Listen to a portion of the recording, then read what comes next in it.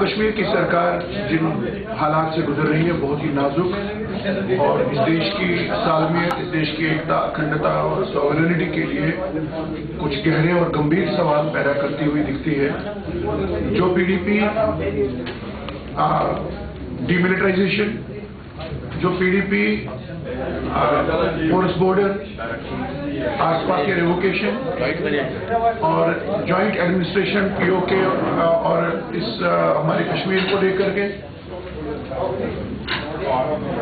मतलब प्रमुख रही है, मुखर रही है, और जिसे हम pan Indian point of view से जब देखते हैं तो वो सारे हमको लगता है कि सेपरेटिस्ट लॉबी जो देश में और देश से बाहर है उसको केटर करती हुई पीडीपी हमें दिखी है, हमारा एक्सपीरियंस है। उसके साथ वो बीजेपी जो आर्टिकल 370 को लेकर के इतने साल मुखर रही, सक्रिय रही, जो देश की एकता, अखंडता और उसकी संप्रभुता, उसकी सॉवरेनिटी को लेकर के काफी एक्टिव, प्रोएक्टिव दिखती हुई रही, वो अगर एक non and unnatural alliance PDP के साथ करती है तो ये न केवल जम्मू के लोगों के लिए, न केवल पूरे जम्मू कश्मीर के लिए, बल्कि पूरे हिंदुस्तान के लिए एक खतरे की घंटी है। आप देखिए कि इसमें अगर हम जम्मू से बात करें तो जम्मू के साथ जो भेदभाव का मुद्दा इतने साल रहा है वो गायब है। जम्मू के साथ किस लेवल पे भेदभाव हुआ है। जम्मू में जो मसले हैं, जैसे कश्मीरी पंडितों की विस्थापन का मसला है, पाक ऑक्यूपाइड कश्मीर, जम्मू कश्मीर से आए हुए हमारे जो शरणार्थी हैं उनका मसला है, उनके विस्थापितों का मसला है, वो सारे के सारे जो कभी बीजेपी ने अपने एजेंडा में टॉप पर रखे थे वो सारे गायब हैं।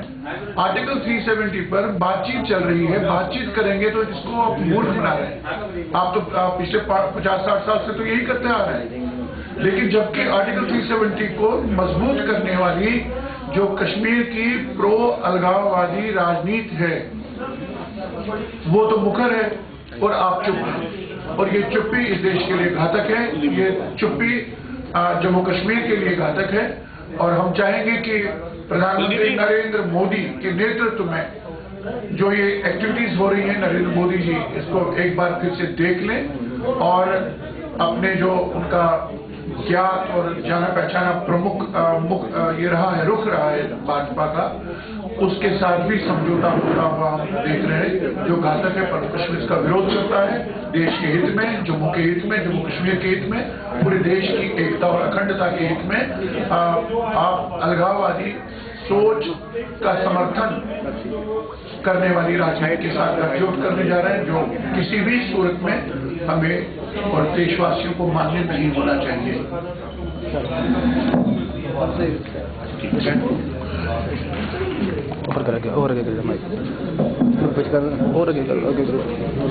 अभी हमारे सामने कुछ दिन से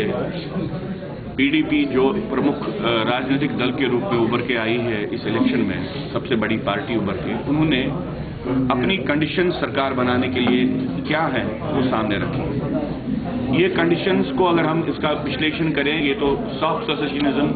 का एक हमको लग रहा है फ्रेमवर्क है, और क्योंकि उनकी वार्ता प्रमुखता से भाजपा से के साथ चल रही है तो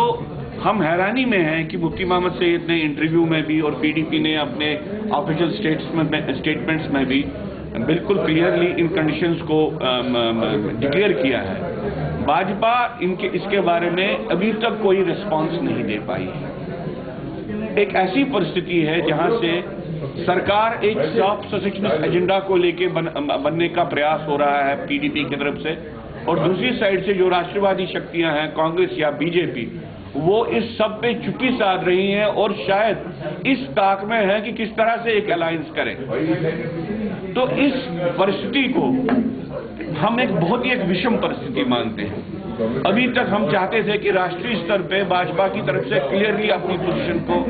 वो किस बात को लेके आप वेट कर रहे हैं, क्योंकि एक बॉटम लाइन पीडीपी ने तय की है और हम समझते हैं कि समय आ गया है